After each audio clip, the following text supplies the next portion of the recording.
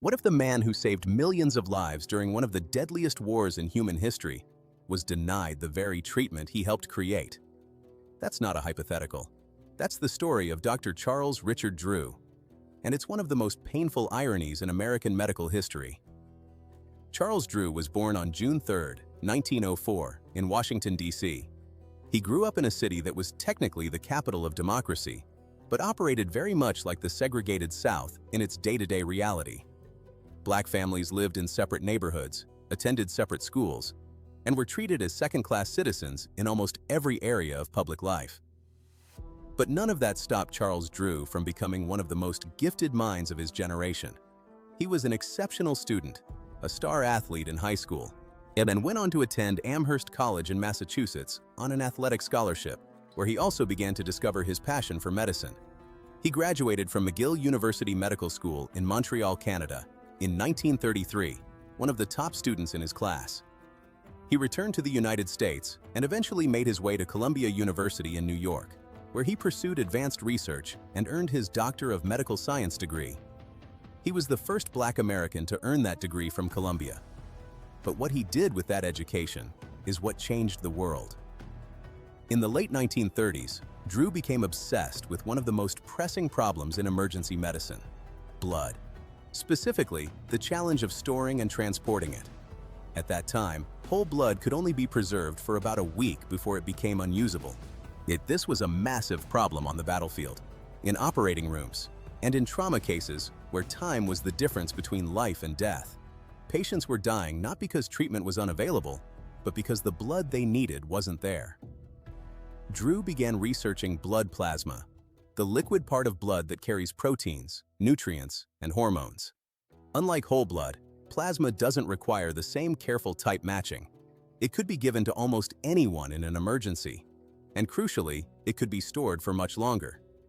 Drew's work at Columbia led to breakthroughs in how plasma could be processed, stored, and used in life-threatening situations.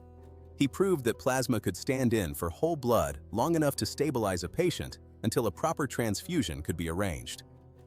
This was not a small discovery. This was the kind of discovery that changes wars.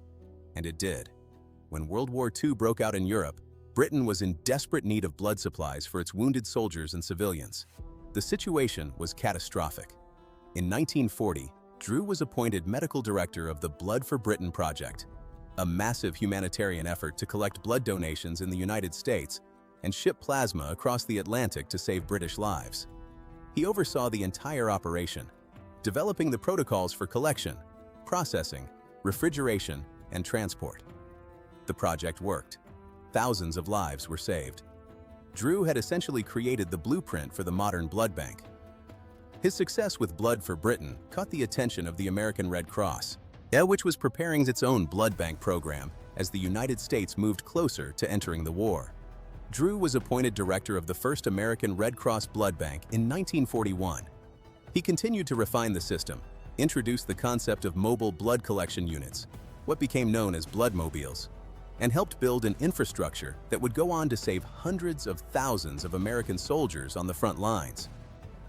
But then something happened that perfectly illustrated what Black excellence was up against in America at that time.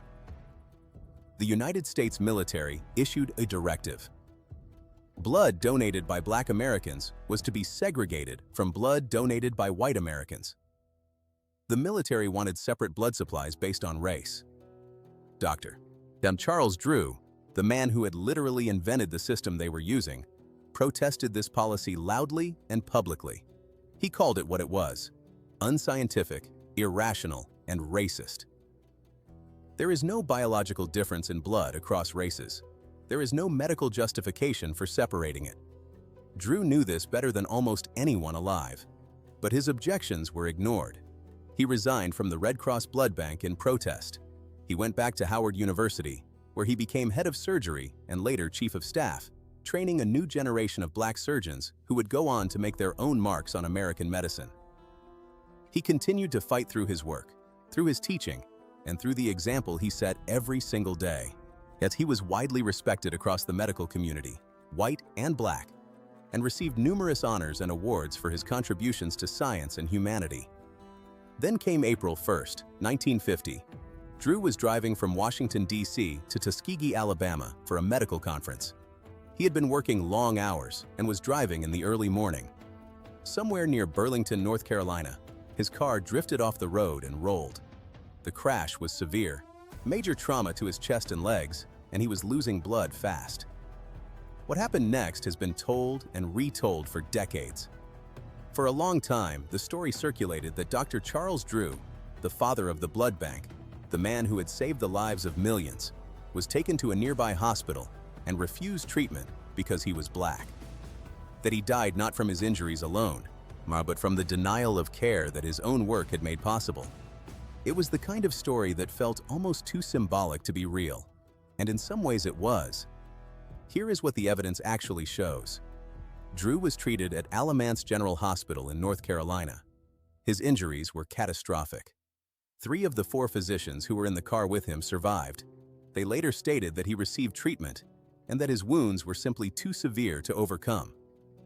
Some historians and witnesses have pushed back on the original narrative, arguing the hospital did provide care even under segregation laws that were in effect at the time. But here is the part that is not disputed. Drew was taken to a hospital operating under Jim Crow. Whether he was turned away initially, whether he received delayed care, whether the treatment was less than what a white patient would have gotten, these questions remain contested. What is not contested is that a black man in 1950 North Carolina was inside a system that had already proven it did not value his life equally. The very blood bank system he built was segregating donations by race. The military had overruled his professional judgment because of the color of his skin. The entire architecture of American medicine in that era was built on a foundation of inequality. Dr. Charles Drew died that morning. He was 45 years old.